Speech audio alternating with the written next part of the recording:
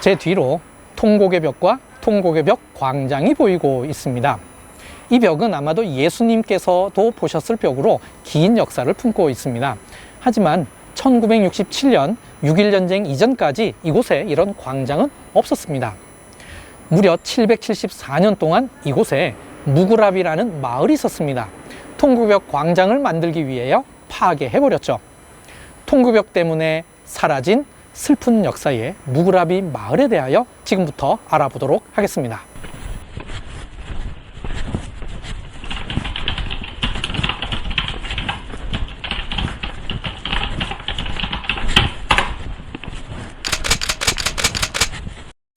샬롬. 성경의 땅 이스라엘을 꼼꼼히 안내하고 있는 유병성 목사입니다.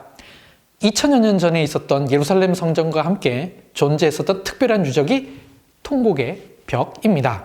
통곡의 벽 자체를 설명하기에 앞서 통곡의 벽 광장이 어떻게 만들어졌는지를 먼저 설명해 드리고자 합니다. 통곡의 벽이 너무나 유명하다 보니 그냥 당연히 이 광장도 자연스럽게 어느 순간 만들어졌나 보다라고 생각하기 쉽습니다. 그렇지 않습니다.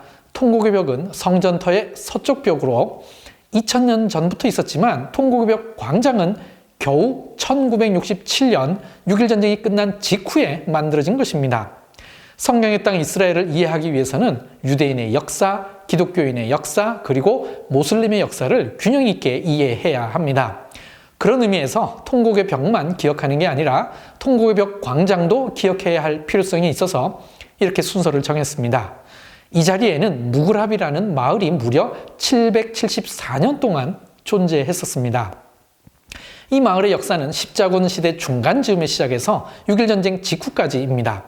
무구랍이는 무슨 뜻이며 이 마을에 무슨 일이 있었는지 지금부터 알아보도록 하겠습니다. 1. 무구랍이는 무슨 뜻일까요? 무구랍이는 아랍어 마그레브에서 파생된 단어입니다. 마그레브는 아랍어로 서쪽이라는 뜻입니다. 히브리어의 마아라브와 같은 뜻입니다. 메카나 메디나가 기준이 아니라 예루살렘을 기준으로 해서 특별히 서쪽에 있는 이슬람 국가들을 가리키는 말입니다. 마그레브에 해당되는 국가는 리비아, 튀니지, 알제리, 모로코, 서사하라, 마우리타니아 등등입니다. 간혹 이집트도 일부 포함하기도 합니다. 이들 모슬렘 국가들에서 온 사람을 무구라비라고 합니다. 7세기에 이슬람이라는 종교가 만들어진 이후에 마그레브 지역의 모슬렘이 순례를 위해 예루살렘으로 왔습니다. 그런데 마그레브에서 오는 모슬렘들은 특별히 수피라는 일종의 이슬람 신비주의자들이 대부분이었습니다. 이들은 코란에 적힌 교리도 중중하지만 형식은 중요하지 않다고 했습니다.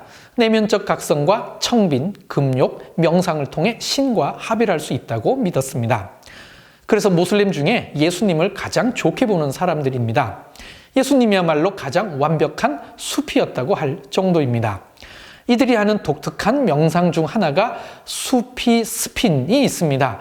양팔을 벌리고 빙글빙글 도는 것입니다. 아마도 남자들이 흰 옷과 치마를 입고 빙빙 돌며 춤추는 것을 영상을 통해 보신 적이 있으실 것입니다. 영어로는 이들을 모로칸이라고 번역했는데 모로코 지역을 의미하는 것이 아니라 북아프리카 전 지역을 의미하는 것이라고 보면 됩니다. 2. 살라흐 알 아딘의 아들이 무구라비 순례객의 편의를 위해 만들었다. 1099년에 십자군이 예루살렘을 회복했습니다만 1187년에 살라흐 알 아딘에 의해 다시 이슬람의 손에 들어갔습니다. 이후 마그레브 지역에서 많은 모슬렘 순례객들이 예루살렘을 찾게 되었습니다. 1193년에 살라흐 알 아딘의 아들 알 압달 이반 살라흐 아딘이 이들의 편의를 위해 오늘날의 통곡벽 광장 지역을 와크프로 지정했습니다. 와크프는 이슬람에서 종교와 사회적 공의를 위해 사용되도록 헌정된 부동산을 말하는 것입니다. 이때부터 이곳을 그의 이름을 따라 알 압달 와크프라고 부르며 북아프리카에서 온 모든 사람, 모든 직업, 모든 용도를 위해 사용하게 되었습니다. 북아프리카 지역에서 온 유대인들도 이곳에 정착하는 게 허용되었고 아울러 기독교인 순례객들도 허용되었습니다. 북아프리카 쪽에서 온 무슬림에 의해 이슬람 교육기관인 자위야와 모스크도 만들어지면서 점점 무구라비 거주지 혹은 무구라비 마을이 되었습니다. 특히 14세기에 수피 모슬렘으로 유명한 아부 미디안의 후손들이 그의 이름을 따라 순례객 숙소를 만들었습니다. 이후에는 아부 미디안 와크프가 이곳을 대표하면서 동시에 모든 것을 관리하게 되었습니다. 오스만 터키 시대에 세금 기록에 의하면 이곳에 126명이 살고 있었다고 합니다. 17세기부터 통곡의 벽과 인접한 모든 곳에 대대적인 건축이 이루어져 대부분의 통곡의 벽이 건물 속에 묻혀버렸습니다. 유대인이 접근해서 기도할 수 있는 유일한 통곡의 벽은 이곳 무그라비 마을밖에 없었습니다. 18세기와 19세기에 이르러서는 엘락사 모스크 순례자들을 위한 여러 편의시설들이 생기면서 무그라비 마을은 복잡한 곳이 되었습니다. 더욱이 통곡의 벽 4m 앞에까지 이들 건물이 세워지면서 유대인들이 기도할 수 있는 곳은 겨우 30m 정도의 좁은 골목이 되어버렸습니다. 유대인이 기도할 수 있는 곳은 이곳밖에 없었고 또 이곳에서 기도를 하기 위해서는 유대인은 돈을 내고 입장해서 기도해야 했습니다. 결국 무그라비 마을의 모슬렘과 유대인 사이에 언제든지 충돌이 생길 수밖에 없었습니다.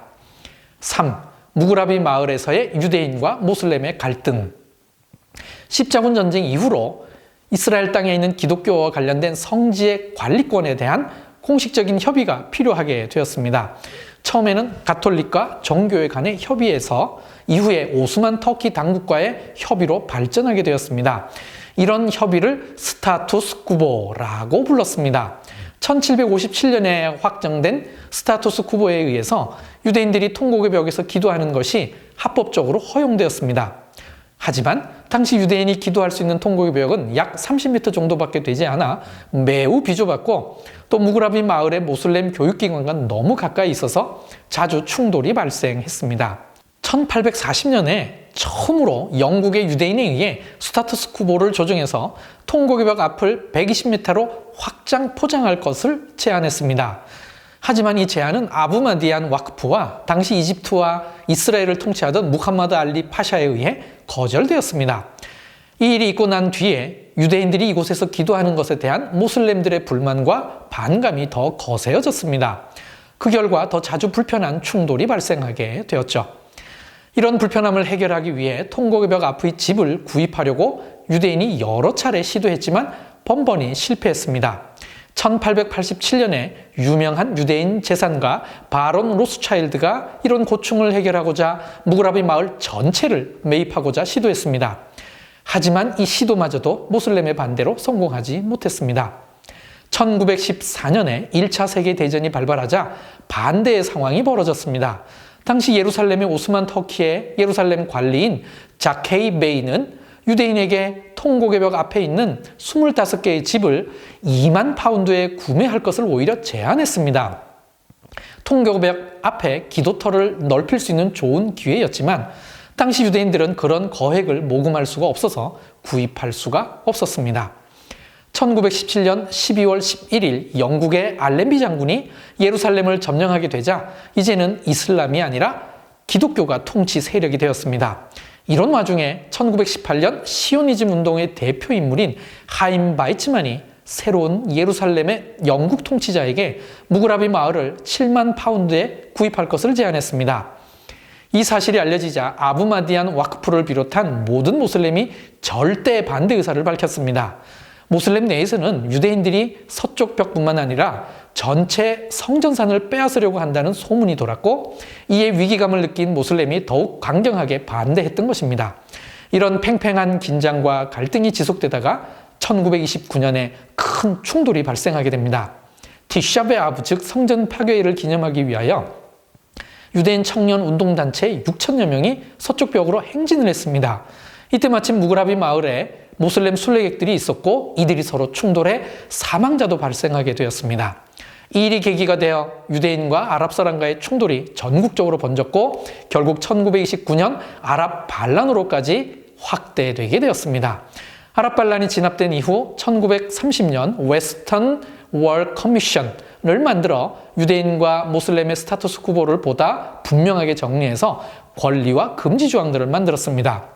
이렇게 영국 식민 통치 기간 내내 유대인과 모슬렘의 충돌이 있던 곳이 바로 무그라비 마을이었습니다.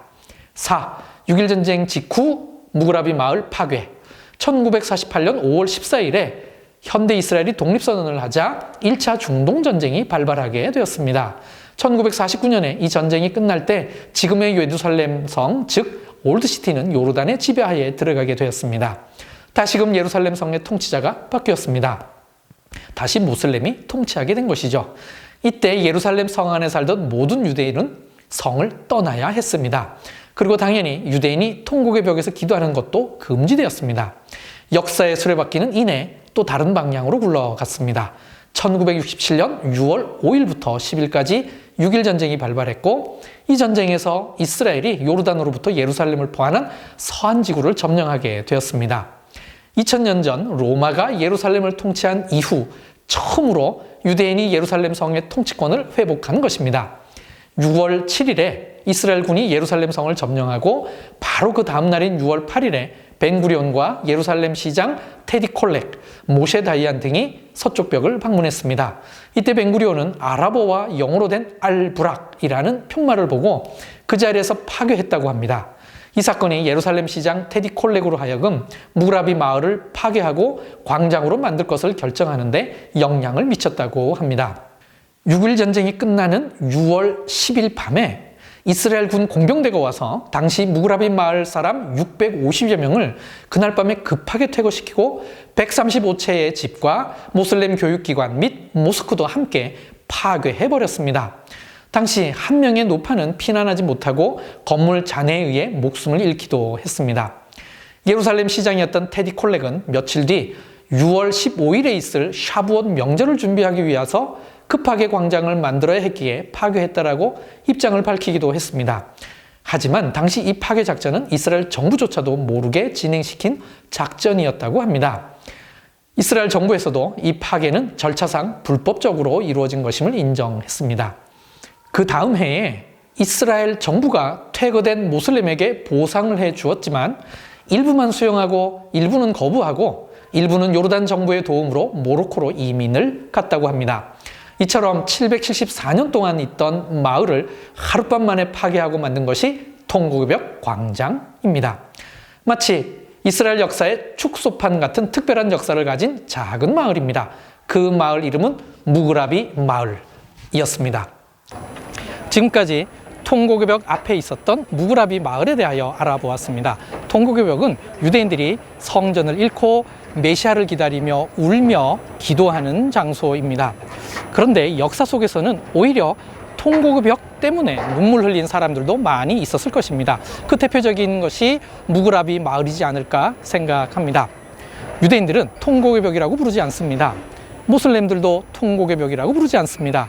그러면 그들은 뭐라고 하는지 그리고 왜 그렇게 부르는지는 다음 영상에서 설명드리도록 하겠습니다.